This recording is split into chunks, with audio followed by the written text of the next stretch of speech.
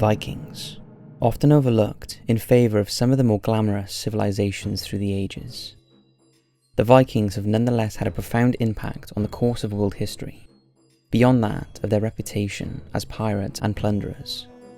Through sheer brute force, they exported their beliefs and customs from their home in Scandinavia to Central Europe, Britain, North Africa, the Middle East, and even North America, leaving in their wake tales of destruction and cruelty that rival that of any military power before or since.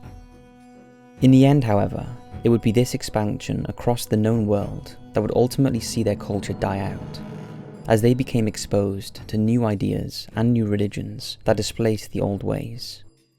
Sadly for us, there is very little in the way of recordings made by the Vikings themselves to tell us more about their culture, since they were, for the most part of their existence, illiterate.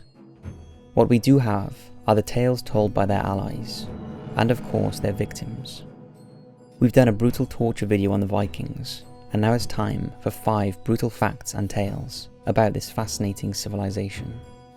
Before we get started, this video is sponsored by none other than Vikings War of Clans, a mobile app that is not only about clan battles, but nation versus nation combats, which makes it an awesome and fun game to play. Their latest update was so good that it placed the game on top of 5 charts. If you know how to manage people, you can opt to be a clan leader and reign your own empire. If you have the killer instinct, you can annihilate your enemies.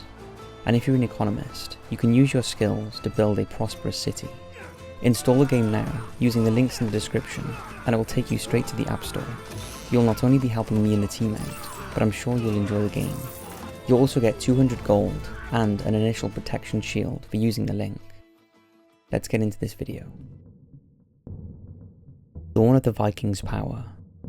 The known Viking Age was born out of their initial expansion across the North Sea to England in the late 9th century.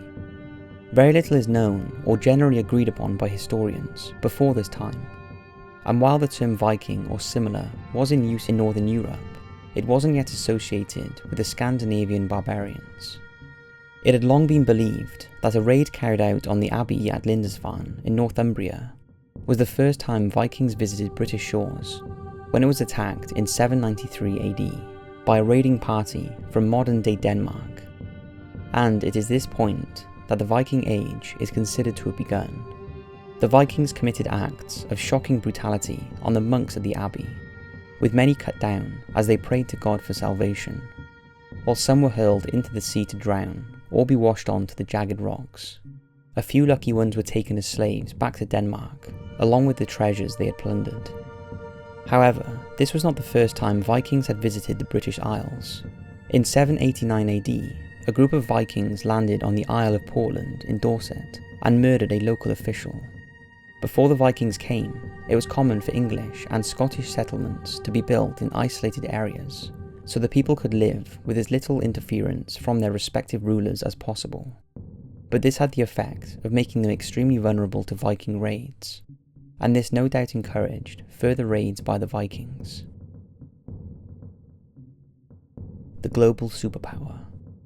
Despite lacking a central government, over the next 300 years, the Vikings' reach would expand exponentially. A year after the raid on Lindisfarne, attacks were made on settlements in Scotland, and a year after that in Ireland. France had begun to be raided in 790 AD, and after a long period of conflict, in which territory was ceded to them, the Vikings hit Cadiz in northern Spain in 842 AD, reaching Portugal for the first time 2 years later. Recordings by Italian monks tell of Vikings reaching Italy in 860 AD, where they again conducted raids against poorly defended settlements.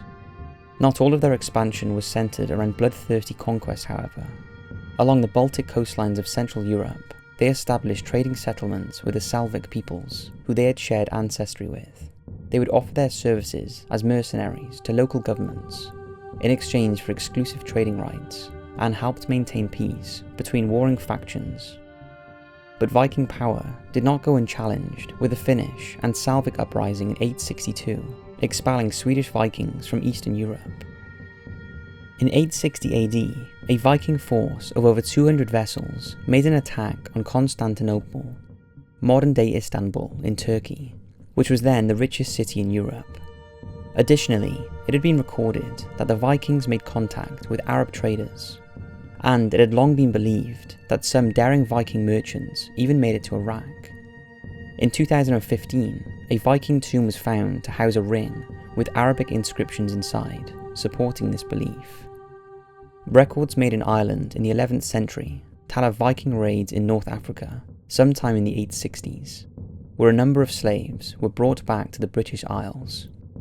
At least 3 burial sites have been found in Britain containing bodies with African DNA from this period.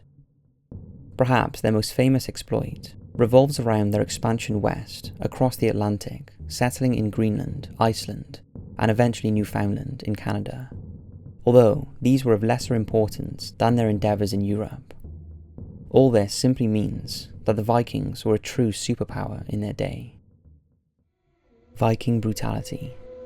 While historians have for a number of years been fascinated by Viking technical innovation, craftwork, and culture, we must not forget that the Viking reputation for savagery was well earned. In the early years of their expansion, Vikings deliberately targeted the weakest settlements among the coastline, so they could attack quickly, overwhelming the people who lived there, engaging in rape, plunder, arson, and the taking of slaves. No one was spared from this savagery. They would then quickly retreat before a force could be organised against them. As their power and strength grew, the Vikings became more militarily organised, being able to carry out full military campaigns, such as the siege and sacking of Paris in 845 AD. Being captured by Vikings often meant a grisly end, especially for enemy rulers. In 869 AD, Vikings captured the Saxon king, Edmund the Martyr, and tied him to a tree where he was used for archery practice. Perhaps the most famous form of execution at the hands of the Vikings, as we discussed in depth in a previous video, was the blood eagle, a procedure in which the lungs of a victim were violently removed out of their back to make wings. However, the Vikings also found themselves on the wrong end of such atrocities. On November the 13th, 1002 AD, King Ethelred of England ordered the killing of all Danish-born men in his realm, in retaliation for raids by Danish Vikings. Remembered as the St. Brice's Day Massacre, it's unknown how many Danish Vikings were killed, but some were deposited in mass graves, such as one found under St. John's College in Oxford in 2008. The massacre only angered the Vikings, encouraged retaliations, and in turn more bloodshed. Viking royalty. As they asserted themselves more and more within Europe, the Vikings began to claim and hold land in the British Isles and mainland Europe, rather than simply raiding their settlements. Still being outnumbered by the local inhabitants, the Vikings often had to resort to diplomacy, rather than open warfare in order to secure these lands, and that meant marriage between the nobilities of both sides. One of the most significant of these was Gangrolf, known also as Rollo of Normandy, and the daughter of the French king Charles the Simple. In 911, a group of Vikings led by Rollo were once again besieged in Paris, but after defeating the Viking in battle, Charles decided to negotiate with Rollo, in exchange for helping defend Charles's kingdom and converting to Christianity. Rollo would be granted the legal right to rule over an area of northern France. Charles's daughter would also be married to Rollo to seal the deal with a shared bloodline, although historians argue whether she was a real person or a fictional one to entice him into agreeing. Rollo's land became known as Normandy in reference to its new Viking masters, who became Normans.